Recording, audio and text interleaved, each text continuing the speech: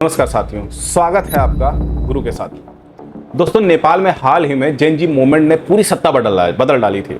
अब लद्दाख में भी कुछ ऐसा ही दिख रहा है।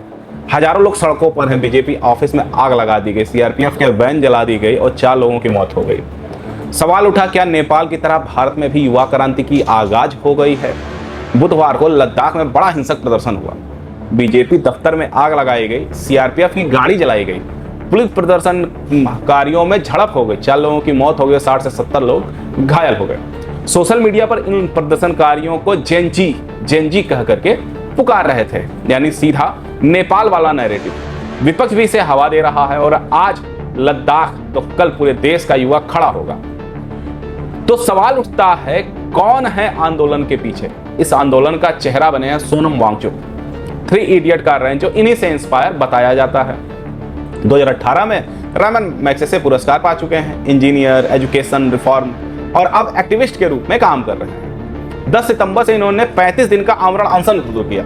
इनकी मांगे थी, एक तो लद्दाख को फुल स्टेटहुड मिले, दूसरा 6 शेड्यूल में शामिल किया जाए और संवैधानिक सुरक्षा मिले, तीसरा कारगिल और लद्दाख लेह को अलग अलग लोकसभा सीट घोषित की जाए, चौथा सरकारी नौकरियों में लोकल रिजर्वेशन हो।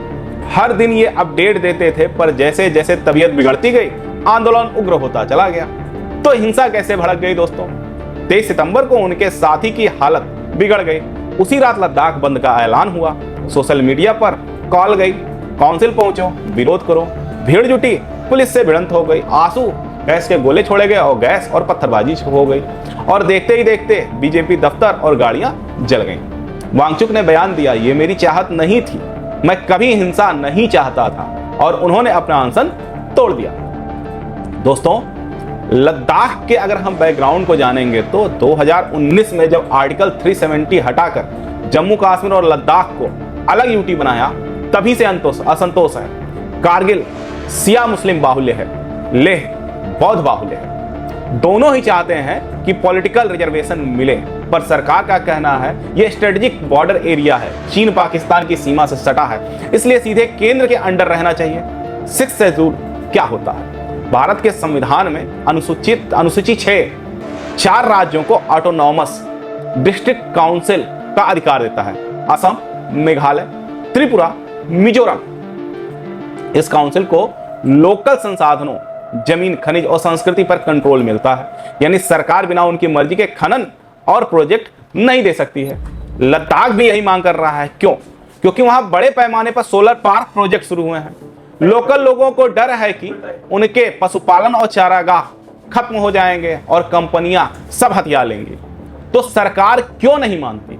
यहां असली पेच है। अगर लद्दाख को 6 शेड्यूल दे दिया गया तो नागालैंड, अरुणाचल, मणिपुर, झारखंड, छत्तीसगढ़ जैसे ट्राइबल रीजन में भी यही मांग उठ जाएगी। वहां भी माइन और मिनरल पर लोकल कंट्रोल हो जाएगा। इससे रेड कॉरिडोर और नक्सल की समस्या फिर भड़क सकती है। यानी एक जगह मानने से देश में चेन रिएक्शन होगा। यही वजह है कि सरकार संशोधन से बच रही है। पॉलिटिक्स और साजिश का भी एंगल नजर आ रहा है। बीजेपी का आरोप है कि हिंसा में कांग्रेस काउंसलर जेपांग शामिल थे। वीडियो में उन्हें भीड़ उकसाते देखा गया। राहुल गांधी की यात्रा में भी वे साथ दिखे। 23 को प्रेस कॉन्फ्रेंस और 24 को हिंसा, यानी बीजेपी इसे पॉलिटिकल मोटिवेटेड बता रही है। नेपाल कनेक्शन और जेनजी वेब को दिखा रही है। नेपाल के छात्रों का आंदोलन ने प्रधानमंत्री तक गिरा दिए थे, भगा दिए थे देश से। वहां से उठी आवाज जेनजी वेब अब भारत में सोशल मीडिया पर ट्रेंड कर रही है। विपक्ष इसे उम्मीद के तौर पर देख रहा है। समर्थक कह रहे हैं आज लद्दाख तो कल दिल्ली। बीजेपी इसे विदेशी प्रेरित मान रही है। नतीजा क्या निकलेगा? सरकार पहले से ही 6 अक्टूबर को वांगचुक से बातचीत तय कर चुकी थी, लेकिन हिंसा ने माहौल बदल दिया। अब मामला सिर्फ लद्दाख के अधिकारों का नहीं, बल्कि राष्ट्रीय सुरक्षा और राजनीति का हो गया है। अंतिम सवाल, क्या लद्दाख की ये आग सिर्फ लोकल असंतोष है या फिर ये नेपाल जैसे युवा क्रांति की आहट है? क्या सरकार 6 शेड्यूल में झुकेगी या नेशनल सिक्योरिटी थ्रेट्स मान करके कड़ा रुख अपनाएगी? दोस्तों, ये सवाल अब सिर्फ लद्दाख का नहीं, पूरे देश का है। अगर आपको यह विश्लेषण अच्छा लगा हो तो गुरु के साथ जुड़ जरूर जाइएगा। धन्यवाद। जय हिंद।